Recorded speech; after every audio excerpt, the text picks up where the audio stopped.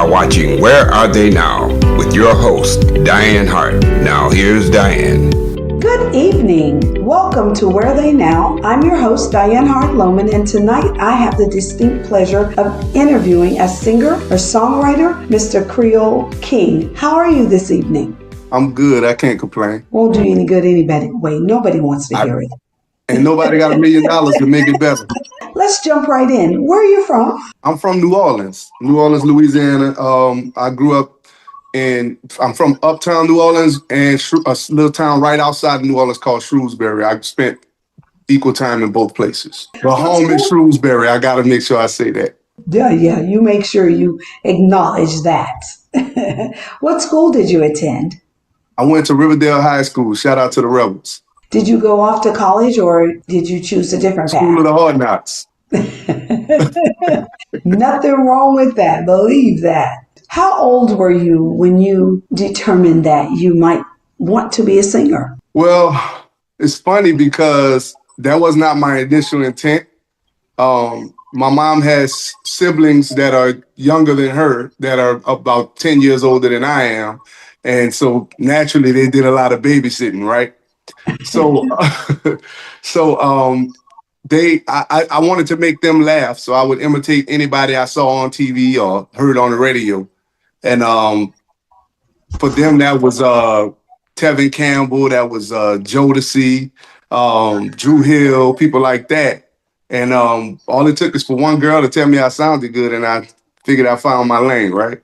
Right. How old do you think you were at that point? Ooh, let's see. When I first started, had to be maybe 10 or 11. Okay. Yep. So does anybody else in your family sing? I have a twin brother that's also musically inclined, and he produced a song that you guys are going to hear tonight. He's also musically inclined. He's a singer and a saxophonist and a producer. Wow. And he's your twin? Yeah, we twins. You all shared something in common, music. Yeah. Let me ask you this. Let's talk a little bit about who influenced you the most, do you think, in pursuing your music? Ooh, that's a tough one. That's not necessarily a linear answer for me. Well, give me what you can give it to me as long as you need to. It's okay. Who influenced you? There's a guy from the neighborhood. His name was D Smooth. He was a rapper, and I remember he was a rough guy, right? So he had to beg my mama to let me go to the studio, and he had heard me singing in the neighborhood, and so he brought me to the studio. So I would say he made it look possible. What I saw on TV, he made that look possible for me. Took me to the studio for the first time. But as far as my biggest influences was probably, I would say, as a singer, KC from Jodeci, Cisco. I know it's not popular to say anymore, but R. Kelly. It's okay. Just people who kind of had this similar vocal timbre to me. But as far as songwriting, Stevie Wonder, Babyface, and the Beatles. So you like the music that they wrote. Is that what impressed you enough to say, maybe I can be a songwriter? I didn't realize it initially, but what drew me to it was actually a little deeper than just liking the music. I liked the stories behind it. I liked the inspiration that led to the songs. Right. And to try to decipher that from the music. So like finding little Easter eggs in the song lyrics to kind of like hint at why they wrote it. I found myself wanting to know more of that. And there's absolutely nothing wrong with that. Have you written for anyone else? My brother. And I have friends back home that I've written for as well. I featured with local acts from New Orleans, Fifth Ward Weebie, God rest in peace. Partners in Crime, they're a legendary group from New Orleans. My first time hearing myself on the radio was with them. So I did some writing on the work that I did with them. And you and your brother, you all have been collaborating and writing music together? Pretty much all our lives. So and we fight like cats and dogs. Songs do you think you have in your catalog? Definitely over 100.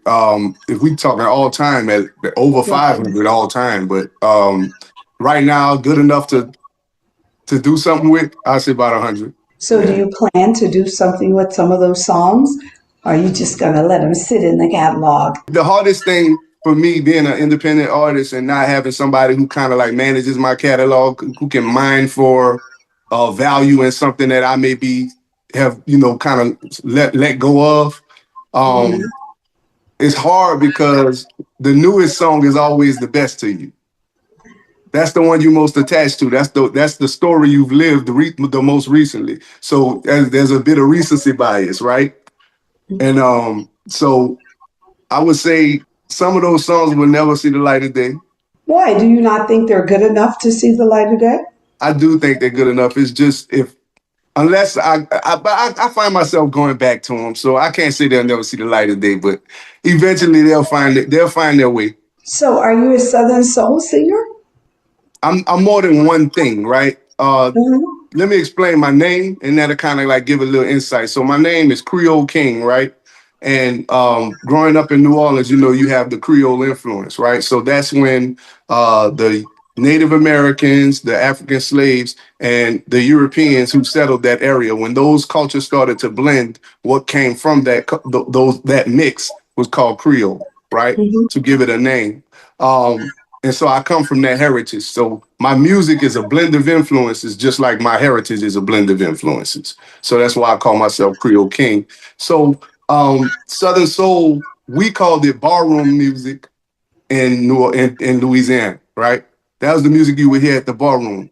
I grew up right around the corner from the ballroom, right next door to the ballroom, right? So that's the music that would play on Saturday nights when as I was growing up. You know what I mean? So Yeah. they were like very important places in the neighborhood. So that influence was always there. However, I respect the craft and the culture of Southern Soul too much to say that I'm a Southern Soul artist. You got too many people who occupy that space who's been boots on the ground, so to speak, from the beginning of it. And I wouldn't dare disrespect the work that they put in. Oh, but no, it doesn't. It does. I don't think it'll disrespect the work that they put in. But hey, if you're a Southern soul singer and you have that soul and you're singing the songs that tell a story, Yeah. then hey, you can be a Southern soul singer too. It's lots of room out here. This is going to be about a $50 billion industry. So there's Wow. plenty of room for everybody to be able to get in. I received that. Oh, I appreciate absolutely. it. There's room for you to be able to do whatever you want to do in whatever genre that you choose. So that's great, though. That's great. But let me ask you, you talked about the gentleman that took you to the studio for your very first time. Is he Mhm. still singing? He still does music. I don't know to what degree he does, Hmm. but we talk often, especially over social media.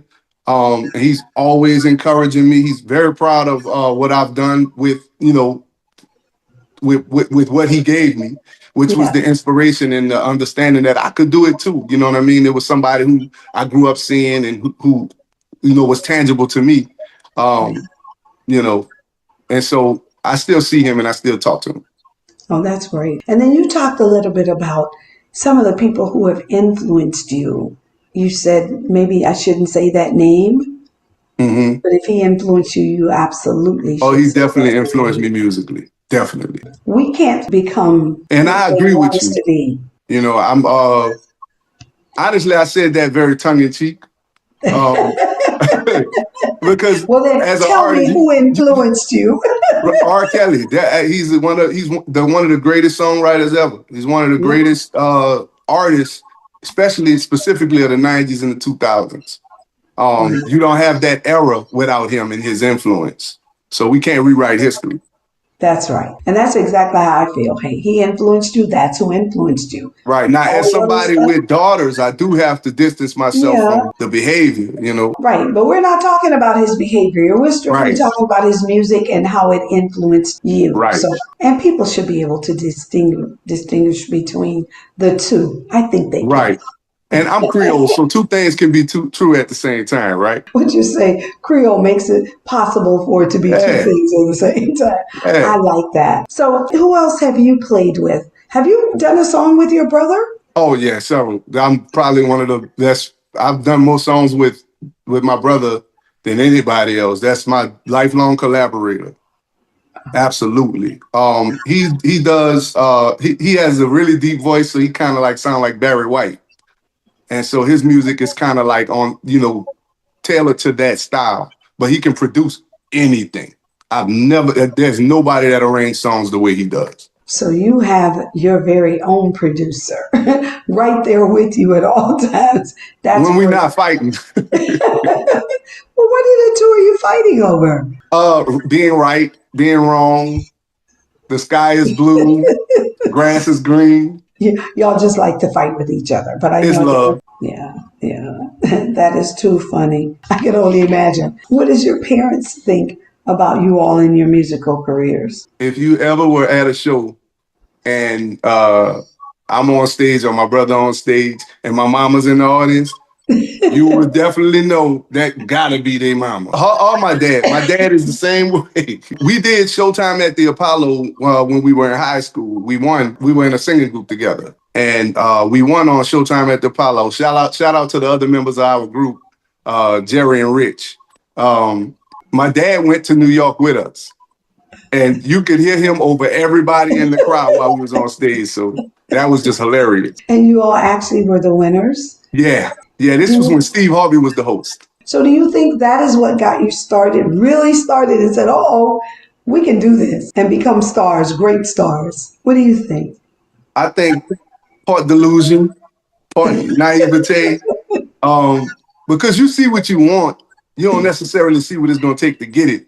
We believed long before we was good enough to really, you know what I mean? Like it was definitely delusion. But you were good enough to win.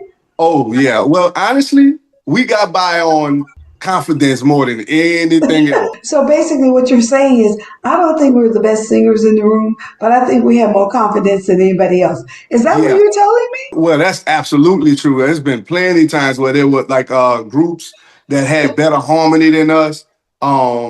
They might have dressed better than us, but we was like the total package. We had it all. We had everything just good enough. And just the confidence level we came in there with, I think we scared a lot of people out of their confidence. You didn't scare the judges, and they're the ones that ultimately voted for you. You won. You didn't win because of your confidence. You won because your music was wonderful. Yeah, Yes, we definitely you were were. dressed good, and all the other parts went together. But obviously, you had the best sound because these people are looking for music. They can look past the rest of that. So That's if you true. won, that means you all had something. And how old were you when that happened? Let's see. We had just made 18, so three of us were 18, and the oldest guy was Rich. He was like 4 years older than us. So we were kids, really. Yeah, you were still kids. So now, after winning that show, what happened? What was life like after that? People recognized us at the gas stations. We got a taste of what celebrity was like, and it definitely went to our heads. Absolutely went to our heads. We didn't practice as much. We didn't. We just this is probably gonna go well. That's what we do. We winged a lot of it, and I think it's good that we had that experience and the humbling that happened because of it. Because now that we're older and we're pursuing our endeavors and whatnot, to keep a level head with any measure of success. Right. So that's what happened after Apollo. So you learned a valuable lesson. Yes. So let me ask you this. When was the first time that you all actually did a paying gig? The talent show, we got paid for the talent show. All of the well, actually, when that year we were special guests in a bunch of different local talent shows. So we got paid for those gigs. But consistently being paid for gigs, I'd say the first time maybe we was like 23. Coming because I live in Atlanta now. When I moved to Atlanta, I became a consistent gigger. Not as consistent as my brother though. He's full-time music. So you're not full-time music with your brother? No, I got a mortgage. I got a mortgage. Hey, So then let's talk about your other career and then we'll go back to your music. So what else do you do for a living? I'm a blue collar guy, right? That's why the stories I tell have blue collar stories to them because I work in the airline industry. I'll say that, and I've done cable. I can do like home remodeling stuff like that. I can do all of that type of stuff. Anything to do with my hands, I can do it. So if it's gonna make a dollar, I'm pretty much out there hustling Because you have a mortgage. because I got a mortgage, hustling and singing at the same time. I know that's right. There's absolutely nothing wrong with that. And many of the people that I interview have regular jobs.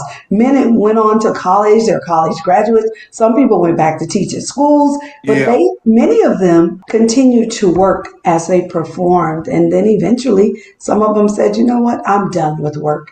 I'm just going to hmm pursue my music. So do you have a family?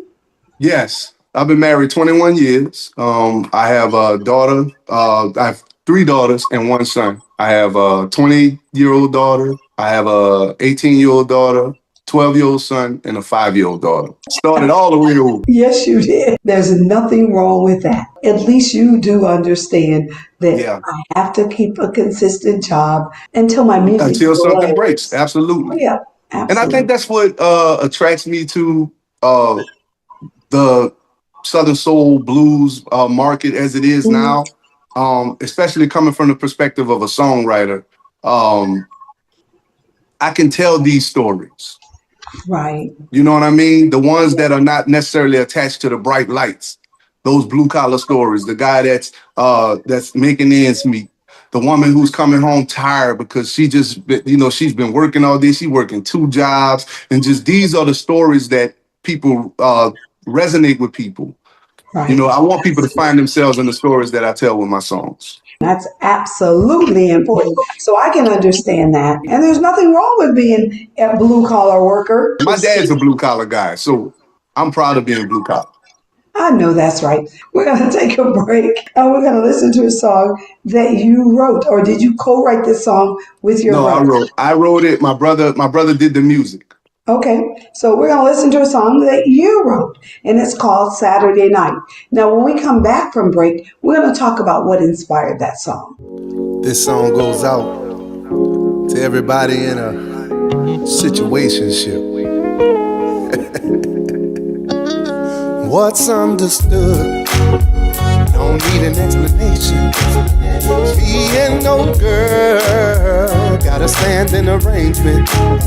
She ain't gotta call me baby, gotta call me her type. All she ever gotta call me is every Saturday night. Listen, I know it's complicated from the outside looking in. But we know what works for us. Yeah, me and my special friend. I don't ask no questions. See, she tells me everything I need to know. So I never feel what we got ain't real. Cause every Saturday we know the deal. And what's understood don't need an explanation. Me and no girl got a standing arrangement.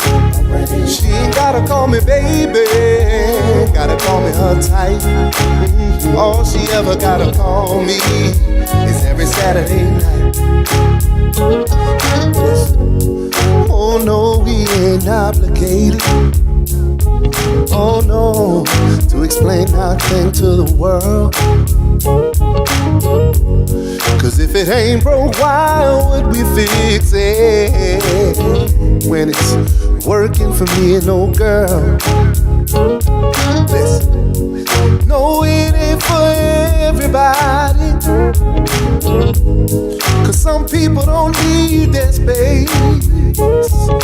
But all I can say is I like it that way. As long as I get my call every Saturday. Oh, it's understood. Don't need an explanation.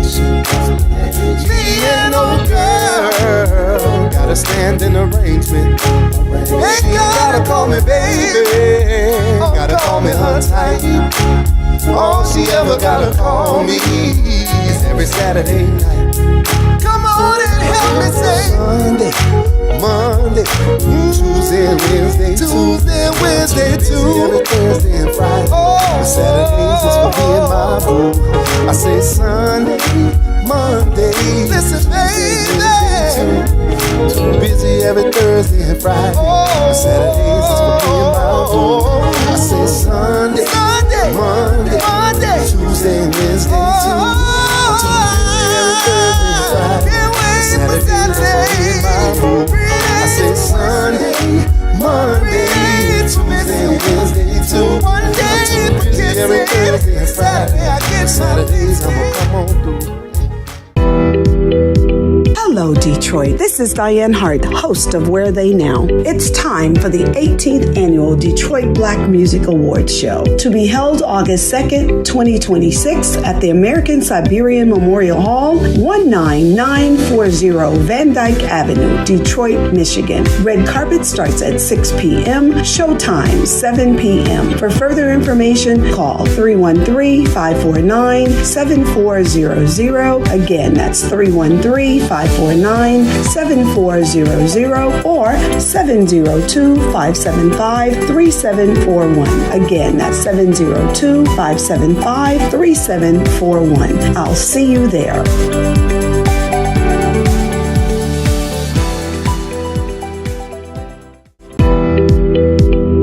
You are watching Where Are They Now with your host, Dianne Hart. Now here's Dianne. Welcome back to Where They Now. I'm your host, Dianne Hart Lowman, and my special guest this evening is Mr. Creole King. That's a bad jam. Tell me a little bit about what inspired Saturday night. Growing up in the South, in a small neighborhood, the neighborhood bar was where everybody they met together, they told stories. So you had some stories of infidelity, sneaky links as they call them today. Saturday night is what I call a sneaky link anthem. A married, single, it's complicated. Saturday night it's complicated. Well, tell me a little bit about why is Saturday night complicated? Because it's the weekend, people looking to, this particular song is about Saturday night being their regular scheduled program. I don't know where you're going to be Monday through Friday. That ain't got nothing to do with me. But Saturday night, that's all you got to call me. Okay. Let me ask you this. What is one of your most remembered performances? Oh, my God. So many. I used to do a cover of Wildflower by Newbert at this club in Atlanta called Cafe 290. And they had the live band, and the band just happened to know the song. As a matter of fact, it was AJ Alexander. That's the guy that discovered Usher. He used to do this weekly showcase where he was kind of like training younger singers how to perform. And I knew my brother was in the band, and so that's how I ended up going there. And they just happened to know Wildflower. And so I couldn't help it. That's one of them old ballroom songs. My auntie, Lady Red, was a DJ in a ballroom that my uncle owned called the Fish Hook. And she used to play that song all the time. So it's another connection to ballroom music, Southern soul music, right? Wildflower was one of them songs. They call it brown liquor songs. Yes. You know what I mean? So one night I'm singing Wildflower. And I got so into the song, and they actually have video footage of me singing this song. I pulled this girl on the stage, I'm singing to her, just all kind of crazy stuff that night. And you can hear somebody say, "Don't look in his eyes." So that would be one memorable moment. One of my proudest moments is attached to this project that I just released, Creole Soul, right? I tried these songs out at a record store. It's a record store in Atlanta, in East Point, actually West End Atlanta, and it's called JB's Record Lounge. I'm actually going to be doing a show there on June 26th. That's my birthday. Really? Yes, it is. I'm gonna have to dedicate that show to you then. You do that. That's my birthday, June 26th. Okay, so at JB's, my first time performing there, I performed those songs that are on that project, and they worked. And for a songwriter, like that's the first time I did all original music at a show. I didn't do any covers. I did a full show of just original music. And it felt like the people were eating out of my hand. And it just felt so good um to be validated that way. You know what I mean? Not that Yes. I don't believe, but just for people to see what I saw. Right. And that meant a lot to me. So that was a very special performance. I can only imagine because that meant that they were connecting with you, not with any cover music, but with your Yes. music. And as a songwriter, that's so important to me. Are you promoting any shows currently? So yes, I have a show. Actually, I got booked the other day. It's a spot called the Sweet Potato Cafe. They do music on like on the porch area, right? And Hmm. it's like my homegirl Creole. She's a dope singer songwriter. Like videographer. She does everything. And she called me and asked me to perform with her. So I'll be going to do like 2, 3 songs at that. So and I'm not coming to play, y'all. I'm telling you now. I'm coming to get busy. I know that's right. What you say, I'm coming to play for real, but not Yes. play. I get it. Yes. Yeah, absolutely. So, where can your fans find you on what social media platforms? All social media platforms is the same for me. Creole King Music. CreoleKingMusic. Creole King Music. Um, my website is creolekingmusic.com. My album is only available on my website. I also have packages for vinyl, for CDs. I have merch available. And the reason I do it that way is because streaming don't pay. that And I got a mortgage. was going to be my next question. We're going to talk a little bit about that streaming process. Okay. You are right on it. What do you think about the streaming and how it has changed the industry so much? I think the bill of goods that we were sold as artists was that our music would be available everywhere, right? But here's the thing. It may be available everywhere, but you don't have the marketing dollars that tells people everywhere that it's available, right? And so what it caused is us to um chase the game in a way that the major artists are. I can't compete with the marketing dollars that Drake has, that Kendrick Lamar has, that I don't know, Beyonce has, right? We're not competing for the same audience. And we as independent artists have to realize that and remember that. And so I feel streaming is a good thing to have, right? But I don't think it should be the initial push for independent artists. We need to be curating our own communities. We need to be curating our own fan base and actually communicating with them consistently. If we're not doing that, then we just get caught up in the wash of streaming. In streaming, it takes 100,000 to make $4. I'm good on that. So you have a mortgage.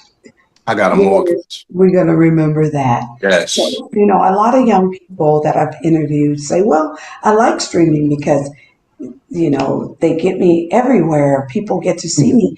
But the problem with that is, though, that streaming doesn't pay. CDs would pay, Vital would pay. And, I think that the larger conglomerates, they just ate it up and said, you know what? We're going to take all that power from them. We're going to stream their songs. They're not going to make. And they don't have the cost of duplication. They don't have the cost of production anymore, right? That's right. So it's a win-win for them, and I'm not knocking it. No, I'm not hating on nobody, right? I accept what is. And what is the fact that it's business. And in business, they have profit margins, right? absolutely. They don't Absolutely. want to take a loss, neither do I. So my way of combating that is to understand where I am and do what I have to do for me. It's so true. Most people only play music from their phone, right? However, if you build in the care for your craft into your packaging, create a scenario where people want to be a part of it. Make them a part of the process. That's what I'm finding success with, right? Something tangible for somebody to hold on to. Right. You know what I mean? And that'll pay way more than 100,000 streams for $4. Right. You have to have millions of streams to make Right. $4,000. Just So imagine if you a sold hundred thousand records. streams don't even get me a cup of coffee. No, no. Just imagine if you had CDs and they were selling, how much money you would have, or records. And Mm-hmm. my hope is at some point in time, artists will get together and Mm-hmm. realize the streaming might be good for some people. We still have old cars that have CD players in them. Yeah. There are Yeah. people who like to pop in a CD. We have Mm-hmm. record players in our homes, those of I us do. who are really into music. So we'd love to be able to. Yep. I have 3 turntables in my house. I have only one. Yep. I have But 3 of them. yeah, so, I think that as with the younger generation, they think streaming is just everything. Yeah, they do. Those of us who know that that's not how people made money. It was not through It's, streaming, it, it was through sales of records and CDs and performances. My hope is that someday it will come, and I think that it's going to come. I just can't see artists forever allowing these huge companies. there's a large group of independent artists that are waking up, and the information is everywhere.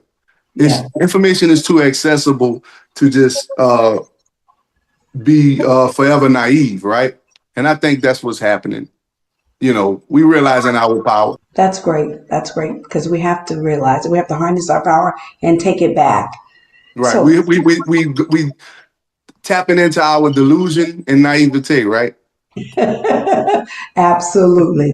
Well, we're going to take another break and we'll listen to another song that you wrote. Yes. Did your brother produce it? No. This one was produced by Terrence Wilson. He actually plays organ at my church. Oh, Um, and he produced it. I sent him a voice note, and when he sent back the musical arrangement he did to it, that actually set the tone for the project. that song is called Hole in the Wall. And when we get Mhm. back, you can tell me what inspired that song.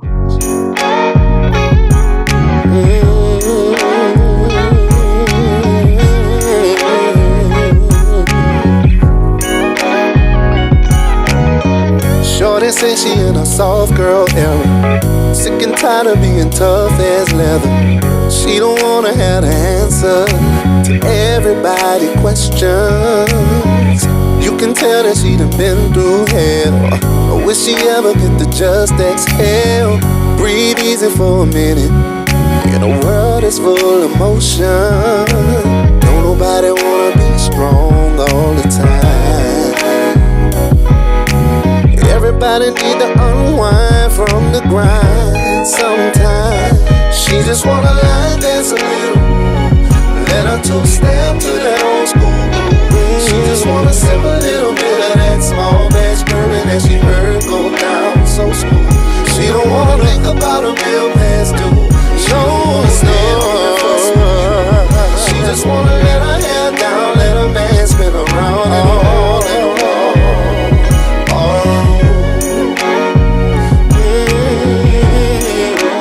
Hole in the wall.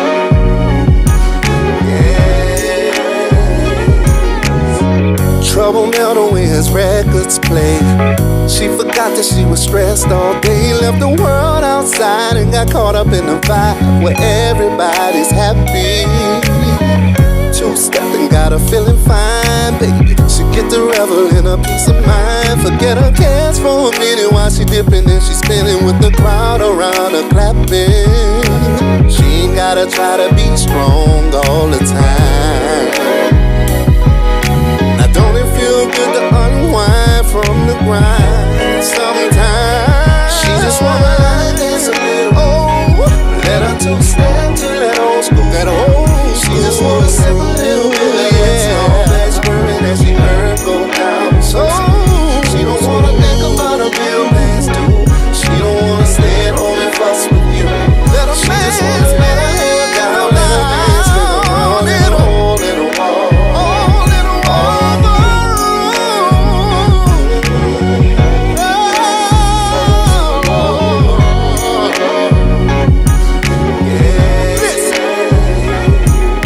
Now this the kind of song they gon' play in the ballroom.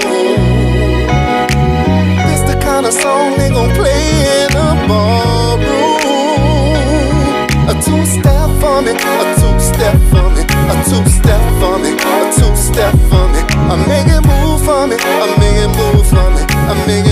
for me. Make it move for me. Now dip with it. Now dip with it. Now dip with it. Now dip with it. Spin around for me. Spin around for me. Spin around for me. Spin around for me. A two-step with it. A two-step with it. A two-step with it. A two-step with it. Now make it move for me. Make it move for me. Make it move for me. Make it move for me. Now dip with it. Now dip with it. Now dip with it. Now dip with it. Spin around for me. Spin around for me. Spin around for me. Spin around for me. Yeah.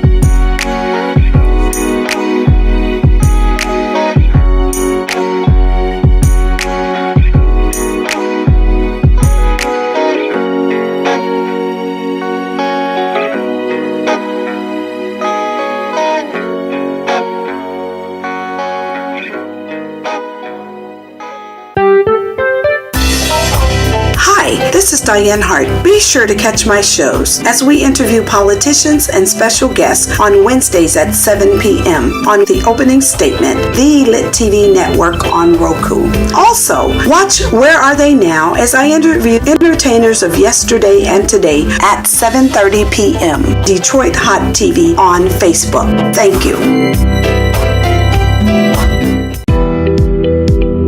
You are watching Where Are They Now with your host, Dianne Hart. Now here's Dianne. Welcome back to Where They Now. I'm your host, Dianne Hart Lowman, and this evening I have the pleasure of interviewing a phenomenal gentleman, Mr. Creole King. That's a bad jam. Tell me what inspired that song. Seeing my mother-in-law and my wife two-step, that's number one. Also, just conversations I was having with people just at work or just in passing. And it just seemed like everybody was just tired of the hustle bustle of everyday life. And everybody was just waiting for the weekend, just wanting to let their hair down, right? And so it's one of those songs that tells that story. Like the first line was inspired by one of my coworkers. She said she was in her soft girl era. That's the gist of it. You know, she just want to line dance a little. Right. Let her two-step to that old school groove. You know what I mean? Have a little drink, spin around, and just be surrounded by love. Be surrounded by people who have of like minds. Absolutely. So let me ask you this. What advice would you give to an up-and-coming individual in the music industry? Self-awareness. That's the key. Now, as an artist, as a creative, as a person with ADHD, undiagnosed, who you are is not necessarily a static thing. Who you are is a dynamic idea, right? Because you're always in the space of becoming, right? You're always learning. You're always growing. You're always evolving. So you don't want to be so rigid on I am who I am, right? You're gonna change, and that's fine. But know who you are at your core. What are your values, right? I think Dave Chappelle said his daddy told him when he got into into show business, figure out your price, and when it get too expensive, leave. And that's the advice I would give. Know who you are and know what you stand for. And when we talk about contracts and what that might look like from a legal standpoint, what would be some advice you would give these young folk? Get a lawyer or create simple, very, very simple contracts amongst you and the people you work with. Very simple. Layman's terms, right? Discuss splits up front. That way everybody knows what to expect. And do what you say you're going to do. You say be a man of your word and don't deviate from that. That is, yes. Absolutely. Yeah, that's really, really important. And I understand that so many people have been taken advantage of because they did not have contracts, or the contract they had drawn up was horrible and they did not have a legal person to actually take a look. Desperation does that. But it's also tied to chasing the wrong thing. A lot of us is out here chasing fame. You know what I mean? Fame don't pay no mortgage. So what do you think they should be chasing? Purpose. Right. Chase that thing that I'm not me if I'm not doing something creative. Whether Right. that's writing songs, whether that's writing raps, whether that's recording songs, whether that's helping somebody else write, that's me being me. I can wake up out of my sleep, out of a deep sleep, and do this. It's purpose. It's the fulfillment you get out of doing it. Wow. So let me ask you, what do you think has kept you in this space all these years as you have continued to grow? Could be delusion and naivete. It could be could be a love for it, passion, Sure it is. um, support of my family. Hmm. I can't stress that enough. Yeah, uh, a love for it, a love for expressing myself, a love for being understood. Well, hey, there's nothing like doing what you love to do. So this is more than just making money or any of that. You truly enjoy writing and singing. Yes, I do. I got voice notes full of songs. I have recording programs on my phone full of songs. I have notebooks full of songs. I'm not me if I'm not doing that. And I don't feel fulfilled if I'm not doing that. And I also find that I do that better when I'm out amongst people. Not as far as the creating, but as far as I guess, whatever. I believe that songs find us, right? And I believe that when we're out experiencing life, experiencing people, hearing stories, listening to people when they're talking, our receptors are up. And I think just that I think I may be addicted to that. If I'm being honest, I may be addicted to that. Life turning into a song. Right. That process. Well, I just think that's a part of you all's creativity that when you hear something, it's like, oops, that's a song. Me, Yep. I would say, why are people saying that? You would say, oh, that's a song. Yep. Immediately. Immediately. When do you think you're the most creative? Is it just when you're out among people, or when do you think you're the most creative? That's hard to say for me because I think the more I grow, the more I Mhm. understand the thing that works in me to create. And so I've experienced it over a myriad of different ways, right? So I can't Mhm. say, uh, oh, I gotta have the lights dim this low, or I gotta be in the club, or it's not that it's not that cut and dry for me. The wind could blow and make me write a song. Right. So I'm open all the time, and I submit to it. I do. That's great. That's great. Well, like for me, I like to drive, and when I'm driving, that's my most creative time when I can kind of concentrate and figure out where I'm going, what am I going to do next. But hey, everybody have their moments, and you have Right. them all the time, so be grateful. I'm definitely grateful because I know it's bigger than me. I know that. So, tell us something that you would like our audience to know about you that I have not asked you about. I'm just starting. This wave is just starting. Um, where it goes, just all I want y'all to do is take the ride with me. Let's figure it out together. Absolutely. So, if people wanted to reach out to you, ask you to do a project, how do they get in touch with you? Do they do it on social media? Absolutely. Yes. I handle my own social media. Hmm. Um, I answer direct messages, all of that. Please reach out. I would love to work with you. Is there somebody out there in particular you'd like to record with that you haven't had an opportunity to do yet? So this question keep coming up. So, obviously, there's a reason why. I'm feeling like God really trying me. There's a producer from New York. I think he's from New York. Salam Remy.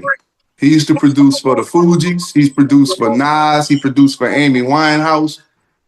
He has this sound that I just feel like I could wreck shop with. So Salam Remy, if he hears this, I want to work with you, bro.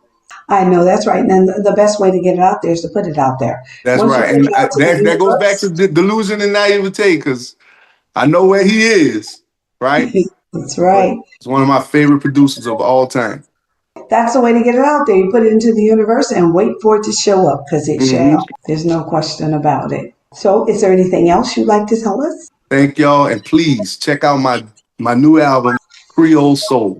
It's available on my website, www.creolekingmusic.com. I haven't put it on streaming sites yet. Okay. It might be a minute before it go there, but please go to my website, sign the guest book on my website, subscribe to my YouTube, Creole King Music. Just keep in touch with me. I promise you won't regret it.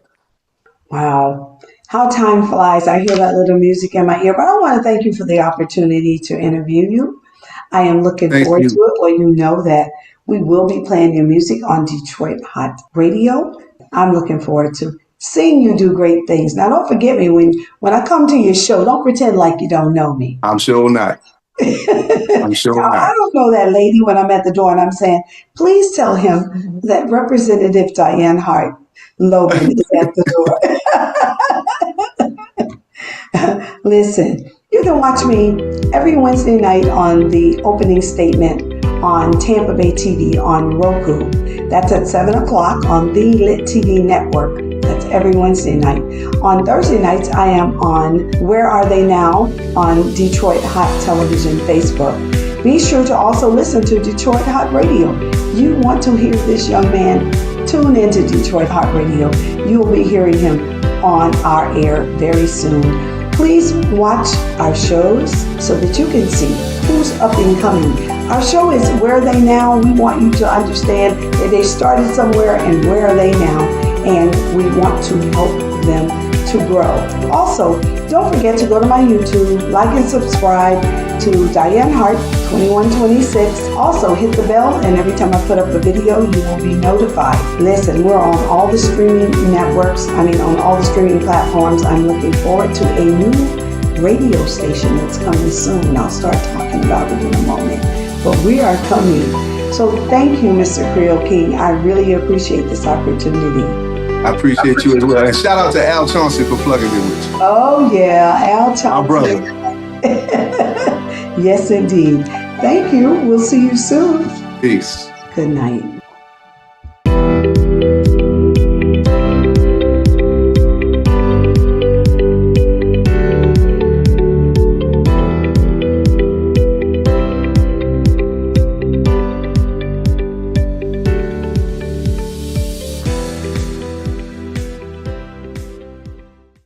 Detroit Hot Television, on the cutting edge of urban internet TV. It's a new day for Detroit radio. It's internet radio. Make sure you're streaming in your car. Detroit's digital radio station for a new generation. DetroitHotRadio.com. Terrestrial radio can't do what we do because we are setting a new standard in Detroit. The best Detroit artists are here, along with all your national favorites. The most music 24/7 by all your local favorites, like Anita Baker, Michael Henderson, Kim, So how did you find your way back in and the Dramatics. If they're from Detroit, they're heard here. This is where Detroit turns for R&B from yesterday and today. 24 karat magic in the air. Detroit Hot Radio.